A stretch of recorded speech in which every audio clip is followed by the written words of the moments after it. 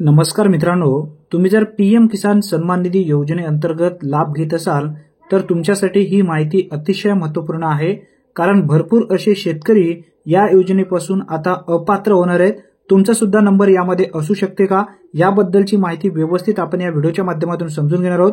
त्यासाठी नक्की हा व्हिडिओ शेवटपर्यंत पहा. तत्पूर्वी चॅनलवरती पहिल्यांदाच आला असाल तर चॅनलला सबस्क्राइब करून ठेवा, म्हणजे सर्वप्रथम प्रत्येक व्हिडिओचे अचूक अपडेट तुम्हाला मिळत जातील. मित्रांनो, आपण आता प्रधानमंत्री किसान सन्मान निधी योजनेच्या ऑफिशियल पोर्टलवरती आलेलो आहोत. या पोर्टलवरती नोटिफिकेशन सुद्धा लावलेली आहे. जे लाभार्थी अपात्र होणार आहेत किंवा जे लाभार्थी पात्र होणार आहेत असे दोन्ही अपडेट या ठिकाणी लावण्यात आलेले आहेत. आता तुम्ही या ठिकाणी कमेंट कराल, प्रधानमंत्री किसान सन्मान निधी योजनेमध्ये जे लाभार्थी पात्र आहेत अशा लाभार्थ्यांना 19वा हप्ता कधी येणार आहे, 18वा हप्ता कधी मिळालेला होता याबद्दलची माहिती समजून घ्या. सर्वप्रथम 5 ऑक्टोबर 2024 रोजी या योजनेचा 18वा हप्ता पात्र लाभार्थ्यांच्या खात्यावरती वितरित करण्यात आलेला होता. आता यापासून ते तुम्हाला 4 महिन्याच्या कालावधीमध्ये पुढील हप्ता म्हणजे 19वा हप्ता मिळू शकतो. म्हणजे जानेवारीच्या शेवटी किंवा फेब्रुवारी महिन्यामध्ये 4 महिने पूर्ण होतात तेव्हा हा हप्ता येऊ शकतो. आता आपण या योजनेमध्ये जे होणारे लाभार्थी पात्र आहेत आणि जे लाभार्थी अपात्र होणार आहेत याबद्दलची माहिती समजून घेऊया. आता या ठिकाणी बघा, पीएम किसान योजनेबद्दलची जी नोटिफिकेशन लावण्यात आलेली आहे ती समजून घेऊया सर्वप्रथम. त्यानंतर जे लाभार्थी अपात्र होणार आहेत त्याबद्दलची माहिती समजून घेऊया. पीएम किसान ही 100% केंद्र शासनाची योजना असून या योजनेस भारत सरकारचे 100% अर्थसहाय्य आहे. या योजनेअंतर्गत शेतकरी कुटुंबात प्रतिवर्षी 6,000 रुपये उत्पन्न पाठबळ म्हणून लाभ देण्यात येणार आहे किंवा दिलं जात आहे. या योजनेसाठी कुटुंबाची व्याख्या म्हणजे पती पत्नी व त्यांचे अल्पवयीन 18 वर्षाखालील मुले अशी आहे. राज्य शासन आणि केंद्र शासित प्रदेश हे अशा शेतकरी कुटुंबाची ओळख पडताळणी करतील जे या योजनेअंतर्गत विहित निकषाप्रमाणे पात्र असतील, असा सुद्धा उल्लेख या ठिकाणी करण्यात आलेला आहे. त्यानंतर बघा, या योजनेचा लाभ लाभार्थ्यांच्या थेट बँक खात्यात लाभ हस्तांतरणाद्वारे करण्यात येत आहे. म्हणजे थेट डीबीटी मार्फत हे पात्र लाभार्थ्यांच्या खात्यावरती रक्कम वितरित जमा केली जाते.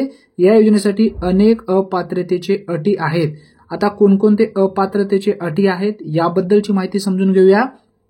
कारण ही नोटिफिकेशन आता पीएम किसान योजनेच्या अधिकृत पोर्टलवरती लावण्यात आलेली आहे. आता भविष्यामध्ये तुम्हाला या योजनेअंतर्गत लाभ मिळेल का, मिळत असेल तर या निकषामध्ये आपण बसतोय का हे पाहून घ्या. या निकषामध्ये आपण नाही बसलो तर या योजनेमध्ये आपण कन्फर्म पात्र होणार आहात. खालील उच्च आर्थिक श्रेणीतील व्यक्ती या योजनेच्या लाभासाठी पात्र असणार नाहीत असा उल्लेख करण्यात आलेला आहे. सर्व संख्यात्मक जमीनधारक. त्यानंतर आहे यामधला दुसरा पॉइंट, अशी शेतकरी कुटुंब जे खालील एक किंवा अधिक श्रेणीशी संबंधित आहेत. आता बघा, या ठिकाणी पहिली श्रेणी यामधली देण्यात आलेली आहे. संवैधानिक पद धारण करणारे केलेले आजी माजी व्यक्ती या योजनेचा लाभ घेऊ शकणार नाही.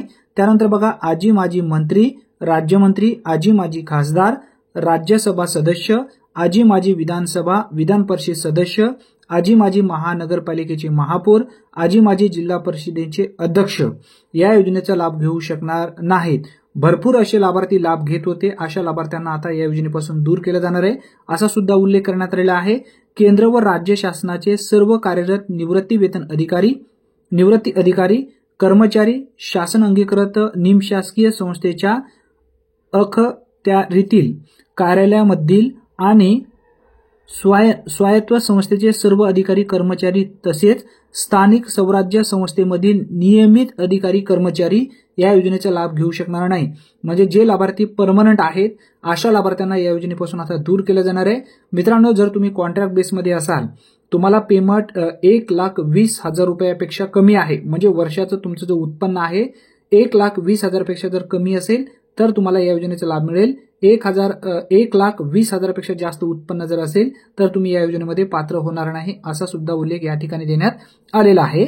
आता त्यानंतर बघा, यामध्ये एक महत्त्वपूर्ण पॉइंट असा देण्यात आलेला आहे, तो म्हणजे चतुर्थ श्रेणी गट ड वर्ग कर्मचारी यामधून वगळण्यात आलेले आहेत. आता यामध्ये बघा, चतुर्थ श्रेणी गट ड वर्ग कर्मचारी वगळून या योजनेचा लाभ दिला जाणार आहे असा सुद्धा उल्लेख करण्यात आलेला आहे. त्यानंतर पुढचा पॉइंट बघा, यामध्ये हा सुद्धा एक महत्त्वपूर्ण पॉइंट आहे. चॅनलवरती तुम्ही पहिल्यांदाच आला असाल तर चॅनलला सबस्क्राइब करून ठेवा, कारण अशाच अचूक पद्धतींचे व्हिडिओचे अपडेट सर्वप्रथम तुम्हाला मिळत जाणार आहेत. सर्व निवृत्ती वेतन व्यक्तींच्या ज्यांचे मासिक निवृत्ती वेतन 10,000 रुपये किंवा त्यापेक्षा जास्त आहे. आता 10,000 पेक्षा जर जास्त उत्पन्न तुमचं निवृत्ती वेतन असेल तर तुम्ही या योजनेमध्ये पात्र राहणार नाही. जर 10,000 पेक्षा जर कमी असेल तर तुम्ही या योजनेमध्ये पात्र राहणार आहात, असा सुद्धा उल्लेख करण्यात आलेला आहे. यामध्ये चतुर्थ श्रेणी गट ड वर्ग कर्मचारी वगळण्यात आलेले आहेत.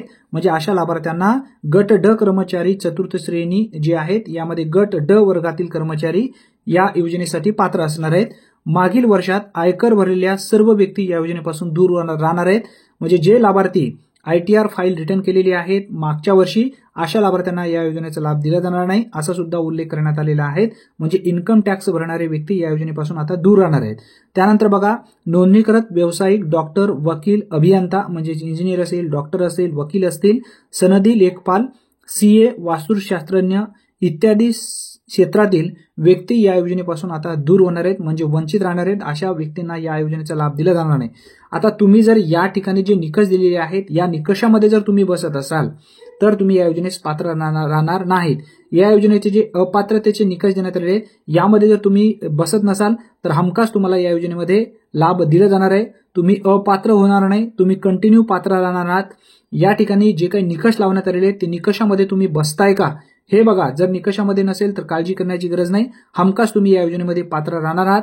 आतापर्यंत जर तुम्हाला या योजनेपासून जर लाभ मिळत असेल, या योजनेचा तुम्ही जर परमनंट लाभार्थी असाल तर तुम्ही काळजी करू नका. परंतु भरपूर असे लाभार्थी या ठिकाणी अपात्र असून सुद्धा या योजनेचा लाभ घेत आहेत. अशा लाभार्थ्यांना या योजनेपासून दूर करण्यासाठी आता विविध निकष सुद्धा या ठिकाणी सांगण्यात आलेले आहेत. हे नवीन निकष नाहीत, हे पूर्वीपासूनच निकष आहेत, परंतु काही अधिकाऱ्यांच्या माध्यमातून यामध्ये फेरबदल सुद्धा करण्यात आलेला होता. आता जर तुम्ही विनाकारण त्रुटीमध्ये पडलेला असेल तर तुम्हाला इथं नोडल जे अधिकारी आहेत त्या नोडल अधिकाऱ्याला तुम्ही कॉल करून डिटेल्स माहिती त्यांना विचारू शकता. मी अपात्र का झालेलो आहात, कारण जे निकष दिलेले आहेत त्या निकषामध्ये तर मी बसत नाहीये. मग यावेळी आपल्या तालुक्याला जो नोडल अधिकारी आहे आपल्या जिल्ह्यातील त्या सर्व नोडल अधिकाऱ्यांची लिस्ट सुद्धा तुम्हाला या ठिकाणी पाहण्यासाठी मिळेल. त्यांचा कॉन्टॅक्ट नंबर आहे, त्यांना त्या कॉन्टॅक्ट नंबरवरती फोन लावा आणि विचारा मी अपात्र का झालेलो आहात. जर तुम्ही विनाकारण अपात्र झाला असेल तर, जर तुम्ही पात्र असाल तर कोणालाही फोन लावण्याची गरज नाही. जे निकष सांगण्यात आलेले आहेत त्या निकषामध्ये जर तुम्ही बसत नसाल तर काळजी करू नका, काळजी करू नका. हमखास तुम्हाला या योजनेचा लाभ मिळत जाणार आहे. अतिशय महत्त्वपूर्ण ही माहिती आहे, कारण भरपूर अशा चॅनलवरती जे अचूक माहिती तुम्हाला मिळत नाहीये, जे चुकीची माहिती सुद्धा या ठिकाणी देत असतात. आपल्या चॅनलवरती आतापर्यंत तुम्ही रेकॉर्ड पाहू शकता, एकही चुकीची माहिती आपण दिलेली नाही आणि इथून पुढे सुद्धा देणार नाही. चॅनलवरती तुम्ही पहिल्यांदाच आला असाल तर चॅनलला सबस्क्राईब करून ठेवा, बेल नोटिफिकेशन ऑल करा, प्रत्येक व्हिडिओचे अचूक अपडेट सर्वप्रथम मिळत जाईल. व्हिडिओला मात्र नक्की लाईक करा आणि तुमच्या जास्तीत जास्त मित्रांपर्यंत हा व्हिडिओ नक्की शेअर करा. धन्यवाद. पुन्हा भेटूया नवीन व्हिडिओमध्ये नवीन माहितीसह. तोपर्यंत जय हिंद, जय महाराष्ट्र.